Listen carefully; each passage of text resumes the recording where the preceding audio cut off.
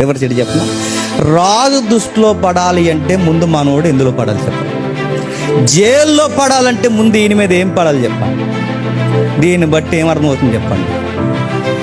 దేవునికి అనుకూలంగా వ్యక్తులు ఉంటే నిందలు కూడా సమస్తము సమకూడి చెప్పండి మహిమార్థముగా జరుగుతుంది.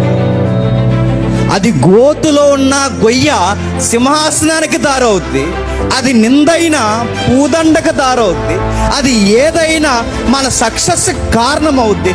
ఇవన్నీ అంటే మన కీడులు కూడా మనకి మేలు జరగాలి అంటే వీటన్నిటి వెనకాల మళ్ళీ చెప్తున్నాను సూత్రం. నీ జీవితం దేవుడు రాసిన పుస్తకం అయితే, నీ జీవితం దేవుడు రాసిన పత్రిక అయిపోవాలి.